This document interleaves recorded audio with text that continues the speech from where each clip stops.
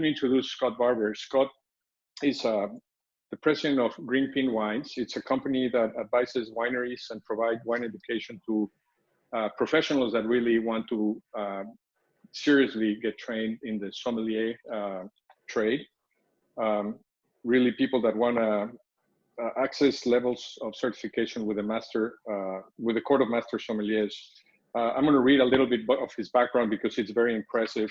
But Scott, after living in Italy and New York, relocated to San Francisco to work at Butterfields, where his interest in wine picked.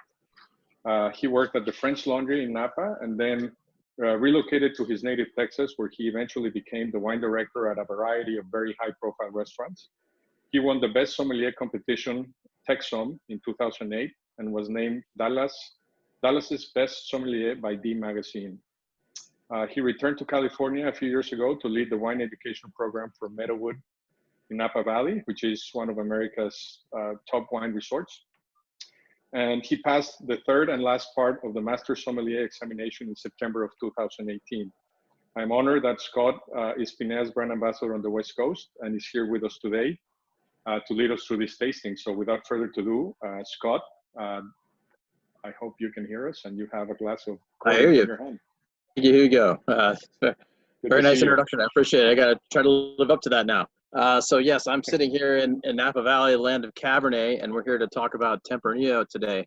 But I think we'll find a few parallels along the way as we taste through the wines. And in fact, that's one of the ways that we connect Spain and Ribera del Duero to wine drinkers is through the prism of what they might be more familiar with, which would be Napa Cabernet.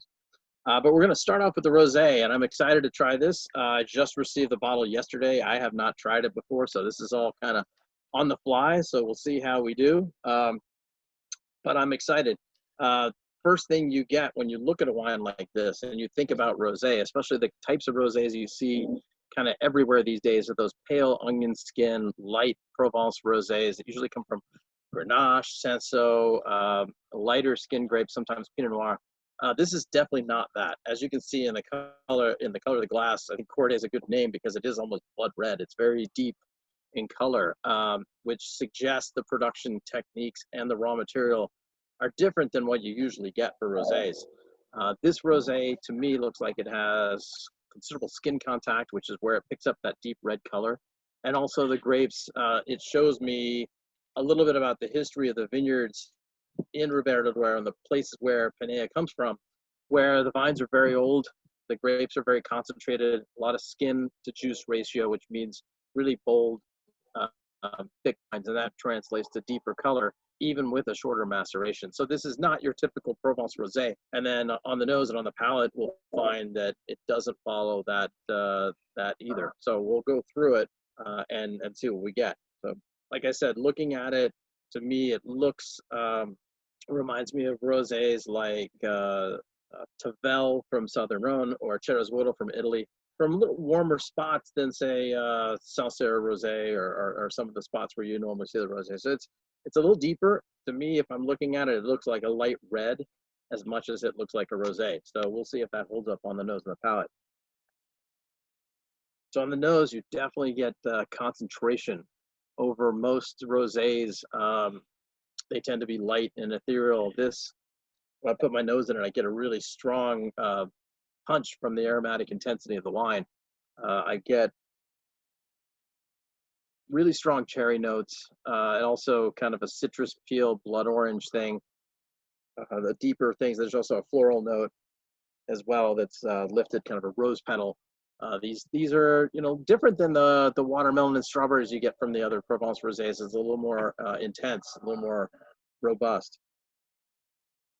So you see, as I'm moving it around, I'm swirling it, but also moving the glass up and down because various different aromatic elements will volatilize at different levels in the glass. So you'll get the stronger cherry components down as you put your nose deeper in the glass, and then you get to the higher level further away.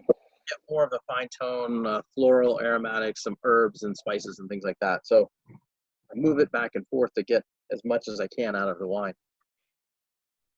But it's really complex, very intense nose. There's a lot going on in this wine. It's a rosé that definitely grabs your attention from the first nose. So we'll try it out, see how it holds up on the palate.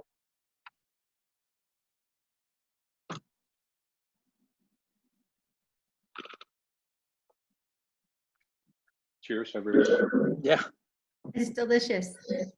So yeah, this is definitely living up to the expectations on the nose. It is a much more concentrated, robust rosé than most of what you see as far as a poolside quaffer type wine. This is definitely a serious rosé that commands some attention.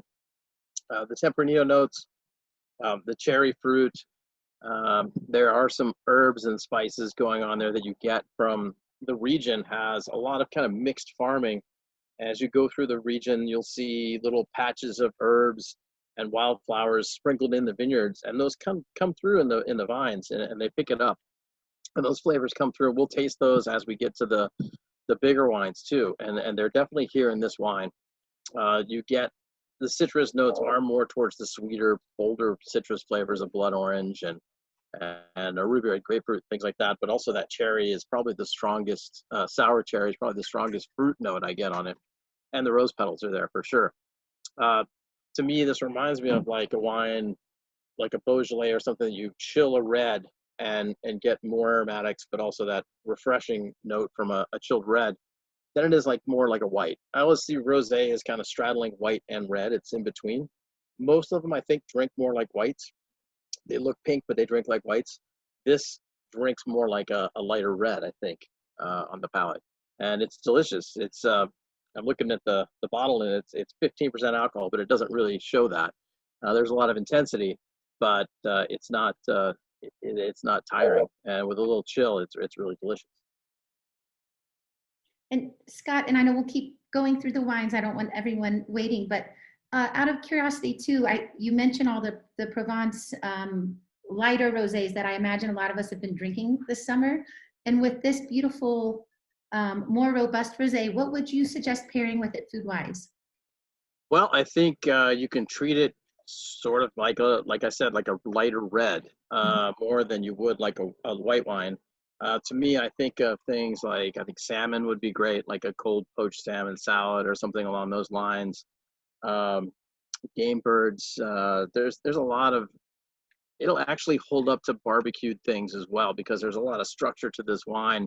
It basically takes the place of a chilled red when it's just too hot to pop a red wine, but you want that structure and the richness and the power of a full-bodied wine. This wine kind of takes that spot. I think it's very versatile. It has great acidity because of the elevation of the vineyards. It is nice and bright, even though it is rich and full-bodied. So I think it has a lot of uses across the board.